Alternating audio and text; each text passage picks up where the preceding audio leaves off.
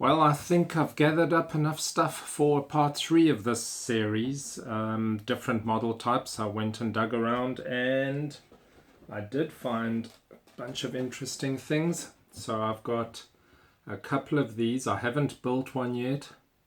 This is the Starfighter cockpit. And this one is the F-16 cockpit. Quite big and a lot of detail. Not the most complicated of builds, I think, and a very nice display piece once done. So, yeah, something interesting to consider. I didn't speak about trucks. So I've got a couple of these. The ones that I like the most are the ones that were originally released by Ertl, E-R-T-L. This is under the name brand AMT at the moment, and not the easiest to get anymore, but if you can get some of the old Ertl trucks, very, very nice. Long ago I had the International Paystar 5000 cement mixer, and unfortunately that was a little bit above my skill level at that time. I made it sort of more than halfway through the kit, but unfortunately that then moved on to someone else.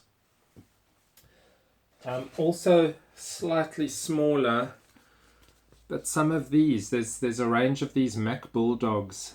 Very, very nice kits. I built the stake truck long ago, and now I've got this log hauler, which I'm quite looking forward to. I didn't speak about submarines. I've built a couple. This is one of the very small ones. I actually have built a small one. A little bit underwhelming, I would say, as far as size goes, but fits into the scale. So if you're doing a series of ships, this correctly gives you the feel of how small they were in comparison to the ship.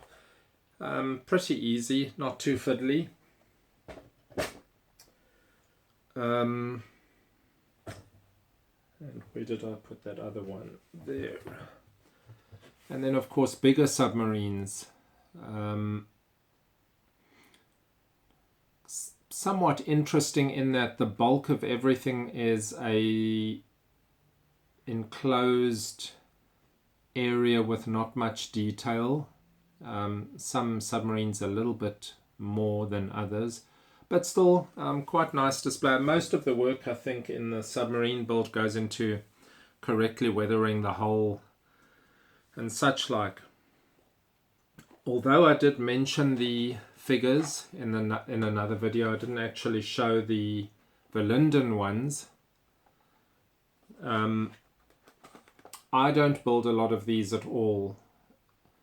And the big reason for that is that there's minimal painting, and I tend to like construction. A very, very nice figure that. I like construction more than painting alone, and where I am doing my painting alone, it's on these small figures which I was showing you, the the wargaming ones, and even some of these really tiny 1/72nd soldiers. So I've sort of neglected that area of the Verlinden resin figures and busts, but I've got some. Might get to that at some stage. I did speak about tanks, but I just wanted to say something specifically. So this is one of the smallest tank models out there. This is the Panzer II.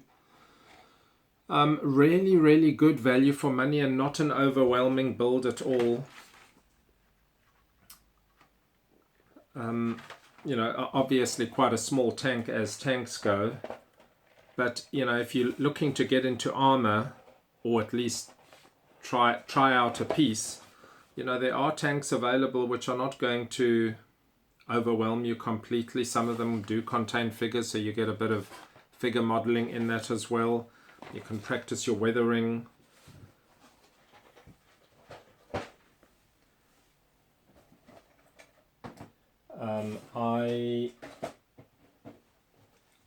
As representative of the category of extras, there's a whole range of, workshop kits, workshop figures, any number of these extras kits, sometimes to enhance a diorama for the model that you're building. On the truck, this is, I suppose, trucks, motorbikes, cars, a number of things. So this is a semi-dechromed piece. In a lot of cases, you want to dechrome the chromed parts that come with a kit. Some modelers like them. In some cases, parts are chromed that shouldn't be chromed, or the chrome is too bright and too toy looking for what you want to do. And I had mentioned previously, I happen to use this because I have it at the moment, and it does work. I think I'd looked it up on some channel. So this, the active ingredient there is sodium hypochlorite. This is a very strong bleach for toilet cleaning. You don't always get everything off with that though. And what I wanted to say about that was, with your chrome parts, some manufacturers have a slightly thicker plasticized layer over the chrome to protect it. And that sort of needs to come away. So this will eventually easily get dechromed. It just happened to be that on the first round of dechroming it didn't work. Sometimes a very light rubbing, even with paper, not even with sandpaper, because you don't necessarily want to leave any marks on your piece, just gets through that plasticized layer and you can carry on dechroming. Two kits that I'm going to show you, they are aircraft, but they contain a lot of the photo-etch that I haven't really mentioned before. This one's sort of a half vac form, half photo-etch. A very nice model, Blériot 11, this one. But definitely not for the faint-hearted. I mean, look at that very fine rear fuselage framework there. However, to make that one look like an absolute walk in the park, you then get this.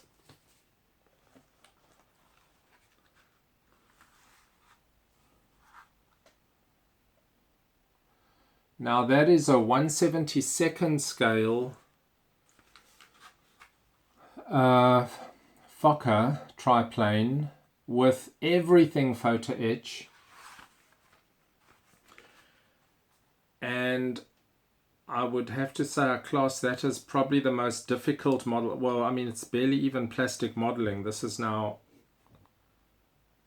photo-etch modeling.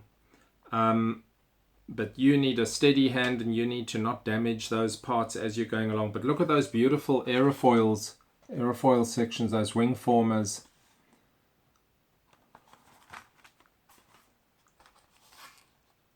Very, very interesting kit. I don't think I have the energy for that at the moment. This sort of an image of what that'll look like, or what it can look like.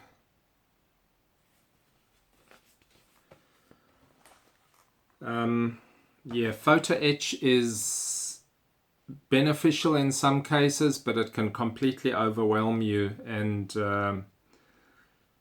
some modelers love it. So when you go onto the ship modelers site and you just see this the astounding detail that the ship models gain from this. It's incredible. Hope you enjoyed that one.